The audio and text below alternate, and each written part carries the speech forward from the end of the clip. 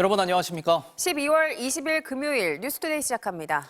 윤석열 대통령 측이 비상계엄 당시 윤 대통령은 정치인 체포를 지시한 적이 없다고 주장했습니다. 계엄군 핵심 지휘부가 윤 대통령을 내란 총지휘자로 지목하고 있는 상황에서 책임을 떠넘기는 듯한 태도로 혐의를 전면 부인하는 모습입니다. 이혜리 기자입니다. 윤석열 대통령의 40년 지기로 대변인을 자처하고 있는 석동현 변호사가 탄핵 이후 처음 카메라 앞에 나왔습니다. 윤 대통령은 계엄 당시 체포 지시를 한 적이 없다고 주장했습니다. 대통령도 법률가입니다. 뭘 체포를 해라, 뭐 끌어내라 하는 그러한 용어를 쓰신 적은 없다고 들었습니다. 그동안 나온 증언과 배치됩니다. 곽종근 전 특전사령관은 윤 대통령이 의결 정족수가 아직 안 채워진 것 같으니 빨리 문을 부수고 들어가서 안에 있는 인원을 끄집어내라고 지시했다고 말했고, 조지호 경찰청장은 경찰 조사에서 윤 대통령이 전화로 의원 체포 지시를 6차례 했다고 했고, 홍장원 전 국정원 1차장도 윤 대통령이 한 지시라며 폭로했습니다. 봤지, 비상 계엄 발표하는 것 봤습니다. 이번 기회에 다 잡아들여 싹 다 정리해. 석 변호사는 또 윤 대통령에게 이런 말도 들었다고 했습니다. 대통령이 체포 채자도 얘기한 적도 없을 뿐만 아니라 체포하면 도대체 어디다가 데려놓겠다는 것입니까?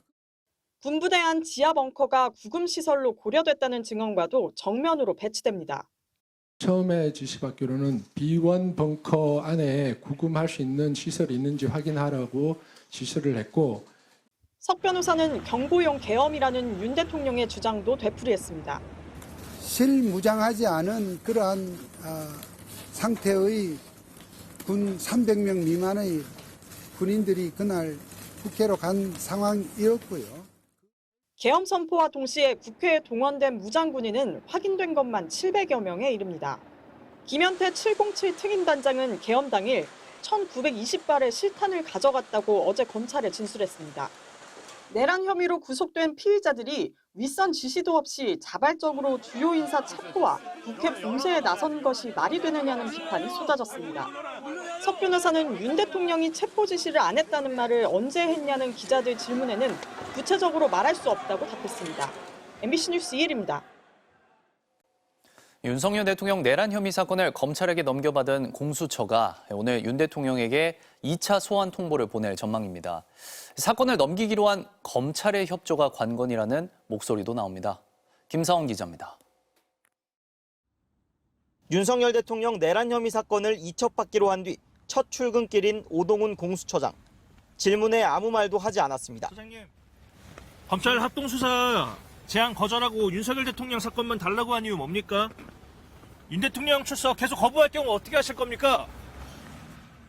윤 대통령은 지난 18일 출석해 조사받으라는 공수처의 1차 출석 요구에 응하지 않았습니다. 곧바로 2차 출석 요구서를 보낼 거라는 관측이 나왔지만 어제는 통보하지 않고 넘어갔습니다. 검찰과 협의할 게 많기 때문입니다.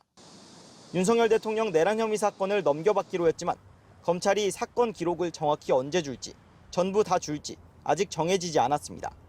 그동안 수사 주도권은 검찰이 쥐고 있었습니다. 김용현 전 국방장관, 계엄사령관을 맡았던 육군참모총장, 특전사령관, 방첩사령관, 수도방위사령관, 신병도 모두 검찰이 확보하고 있습니다.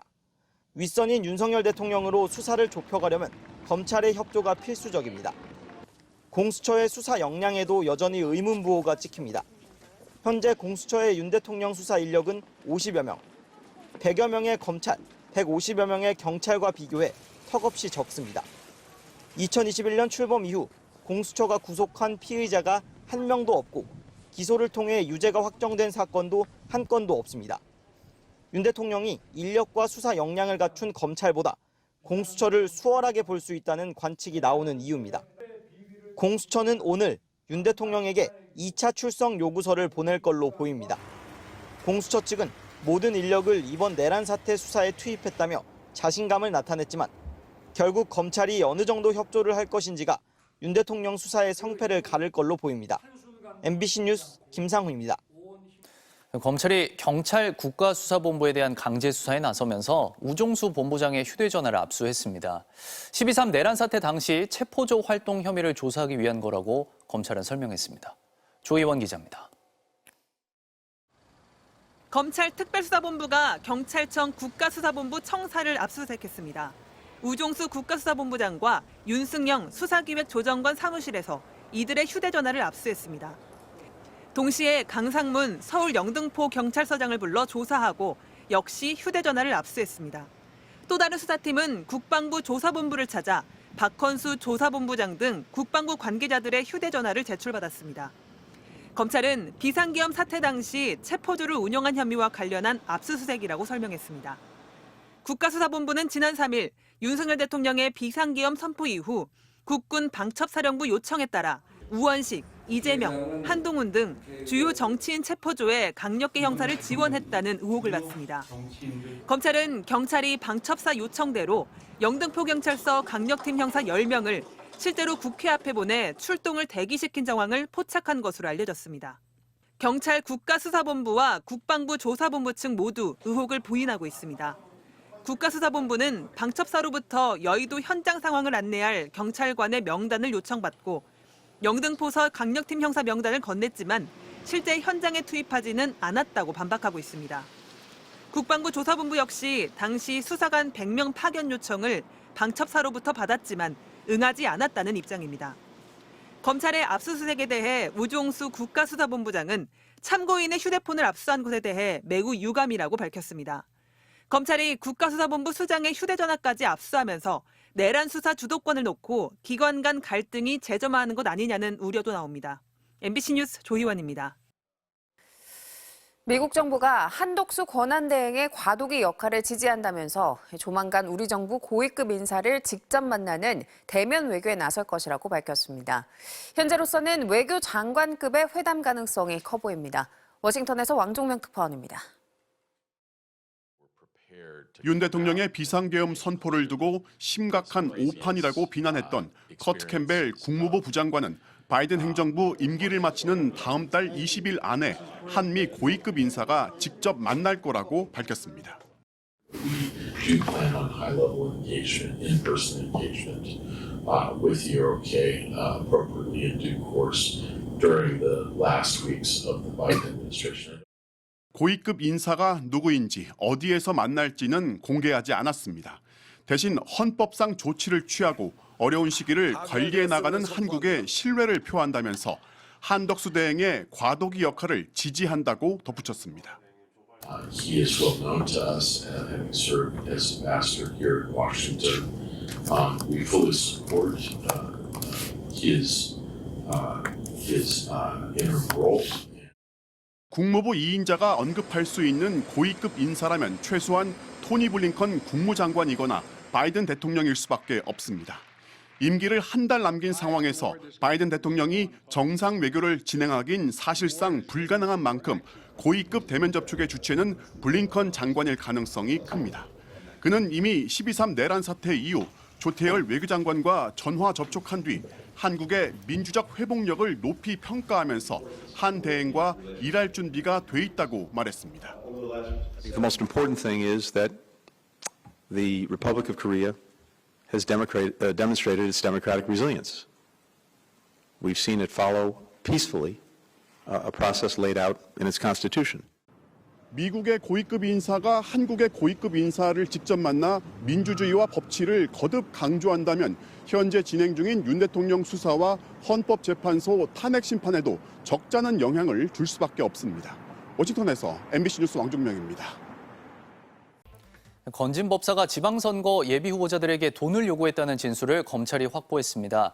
이른바 윤핵관, 윤한홍 의원에게 부탁해서 공천을 줄 수 있다고 말했다는 건데요. 윤 의원은 건진 법사와 개인적인 친분은 있지만 전혀 모르는 일이라고 부인하고 있습니다. 송구민 기자입니다. 소승줄에 묶인 채 마스크를 쓴 건진 법사 전성배 씨는 쏟아지는 질문에도 입을 굳게 닫았습니다. 정치자금 왜 받았습니까? 받은 정치자금 어떻게 했습니까? 윤석열 대통령, 김건희 여사와의 관계에 대해서도 아무 말을 하지 않았습니다. 대통령 부부와 친분 과시에서 입건 개입했다는 의혹 받는데요. 하실 말씀 없으세요?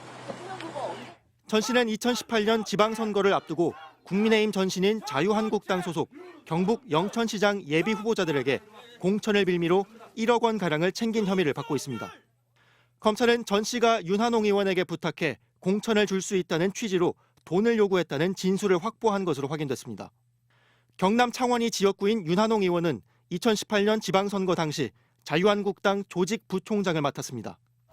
공교롭게도 건진법사가 친분을 과시한 윤석열 대통령의 최측근 윤핵관으로 불리고 대통령직 인수위원회에서도 활동했습니다. 검찰은 전 씨를 상대로 윤 의원에게 돈을 건네고 공천을 청탁했는지 등을 물었지만 전 씨는 일단 윤 의원에게 한 푼도 건넨 적이 없다고 부인한 것으로 전해졌습니다. 윤 의원은 이에 대해 MBC와의 통화에서 2018년 당시 전 씨와의 개인적인 친분이 있었던 건 맞는다고 인정했습니다. 다만 전 씨가 돈을 받은 건 전혀 모르는 일로 제 이름을 팔고 다닌 것 같다며 전 씨가 건진법사라는 것도 지난 대선 때 알게 됐다고 설명했습니다. 앞서 전 씨는 영장 심사에서 검찰이 나를 구속해 이 사건 말고 다른 사건들을 꺼내려 한다고 말한 것으로 전해졌습니다. 검찰은 일단 전 씨의 휴대전화 3대와 태블릿 PC 1대를 압수해 통화 기록 등을 집중 분석하고 있습니다.